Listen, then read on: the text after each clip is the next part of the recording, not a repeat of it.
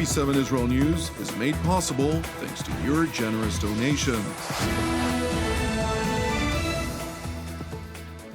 Shalom, good evening. This is TV7 Israel News broadcast to you from Jerusalem. Senior Israeli intelligence officials confirm that the Islamist Hamas is deliberately starving Israeli hostages. Israel is preparing for a new method of warfare versus the Islamist Hamas in the Gaza Strip amid a prolonged deadlock in talks. Lebanon's Iranian-proxy Hezbollah rejects demands for disarmament. Today marks 668 days since the Islamist Hamas and its terror affiliates launched their heinous attack on October 7th of 2023 against Israel's southern communities, murdering some 1,200, mostly civilians, wounding over 4,800 others, and kidnapping 251 people, including elderly, men, women, children, and infants, 50 of them still in Hamas captivity, with up to 20 believed to be alive. However, with diplomatic efforts evidently stalled, as Hamas refuses to negotiate in good faith, high-ranking Israeli defense officials are increasingly pessimistic about prospects of reaching a negotiated solution that would free the hostages. On Saturday, Hamas released footage of two of the Israeli hostages in captivity as part of the terror group's psychological warfare, purporting to show Rom Braslavsky and Evyatar David, respectively, severely emaciated. According to senior intelligence officers, Hamas has been deliberately starving the hostages, holding them in substandard conditions and torturing them physically and emotionally. The officers revealed further that Hamas has severely worsened the hostages' conditions in recent months alone for fear of possible IDF rescue missions. Meanwhile, Prime Minister Benjamin Netanyahu released a film statement in response in which he emphasized Jerusalem's growing resolve to return the hostages home.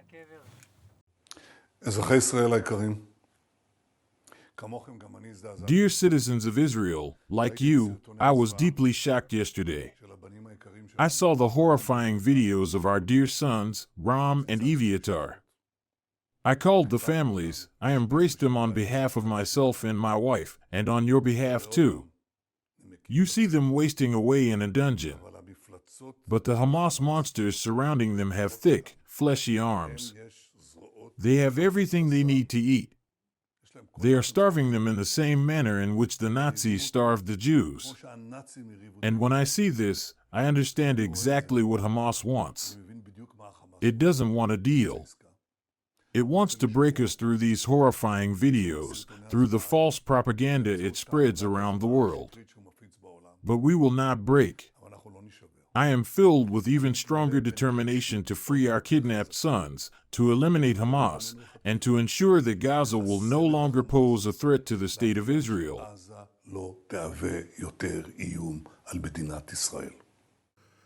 It is important to know that tomorrow, Prime Minister Benjamin Netanyahu is scheduled to hold a meeting about future action in the Gaza Strip amid disputes over the various options for expanding it. A political official was cited by Israeli state media last night as saying that the emerging understanding is that Hamas is not interested in a deal, which is why the Prime Minister is pushing to release the hostages while achieving a decisive military victory. Meanwhile, in an outcry over Hamas's monstrous treatment of the hostages, Israeli Foreign Minister Gideon Sa'ar called earlier today for an emergency session of the UN Security Council, which is set to be held tomorrow evening. Terror states and organizations kidnap civilians in order to ensure their own survival and interests. Innocent civilians are inhumanely used as tools by terrorists to achieve their goals. In the case of Hamas, to force upon us their conditions, remaining in power in Gaza. This is a dangerous phenomenon that could happen tomorrow anywhere. The international community must make it not worthwhile for the terrorists. The world must put an end to the phenomenon of kidnapping civilians. It must be front and center on the world stage.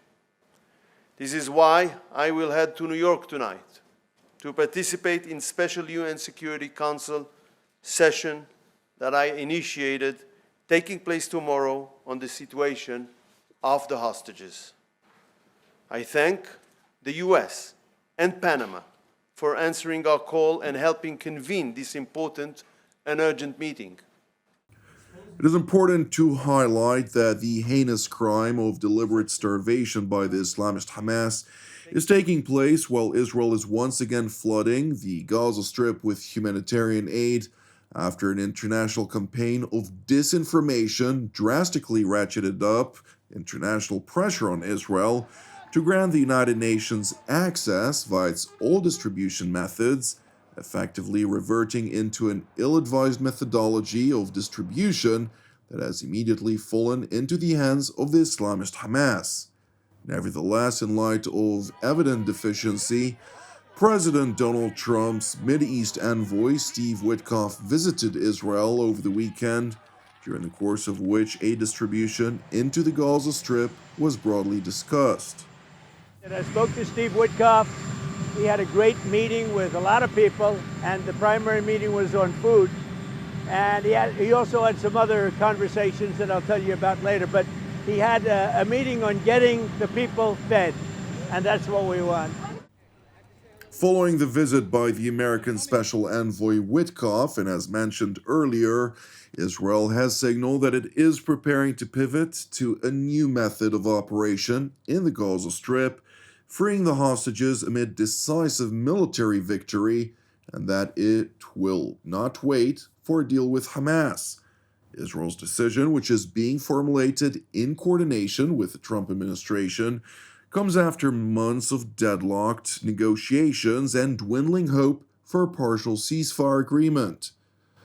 Turning to Israel's northern neighbor Lebanon, where President Joseph Aoun, in an address to Lebanese military officers over the weekend, urged the Lebanese Iranian-proxy Hezbollah to relinquish its arms to the state amid rising pressure to do so by the United States. It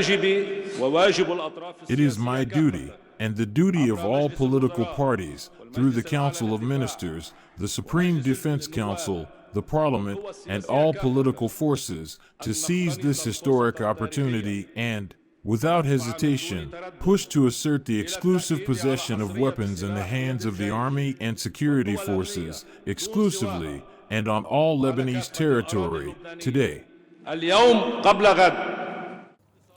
President Aoun further revealed that Hezbollah's disarmament, which would essentially trigger an Israeli withdrawal from 5 strategic military posts in southern Lebanon, and would also seize Israeli strikes against Hezbollah's efforts to rebuild its power, in addition to an international pledge that would secure $1 billion a year for a duration of 10 years for the Lebanese army. Israel's withdrawal behind the internationally recognized borders and the release of the prisoners, the extension of the authority of the Lebanese state over all its territories, the withdrawal of the weapons of all armed forces, including Hezbollah, and their handover to the Lebanese army, and securing an amount of $1 billion annually for a period of 10 years.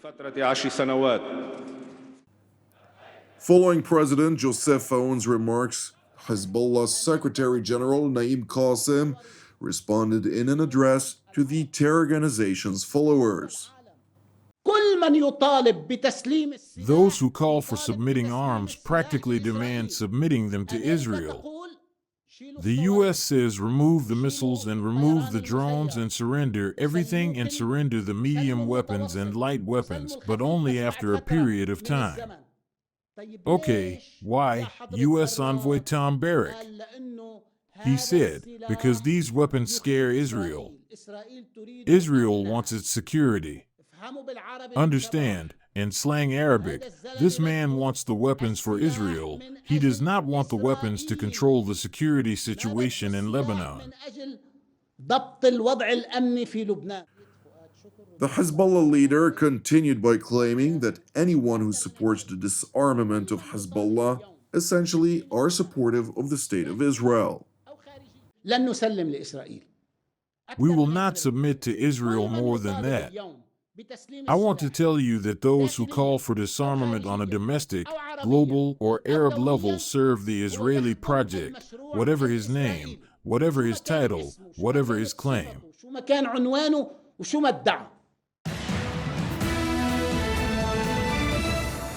Thank you for watching TV7 Israel News. It is indeed good to be back, as the days and months ahead are expected to be increasingly challenging.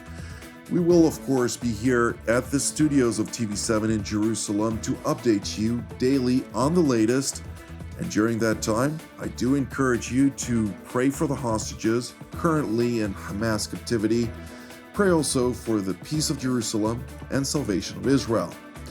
Furthermore, we are in need of your help since our productions are exclusively donation-based. Therefore, if you can, please do help TV7 with a donation. You can do so via our website at www.tv7israelnews.com. I'm Jonathan Hessen, wishing you a Shavua Mevorach, and God willing, we'll see you during our next update.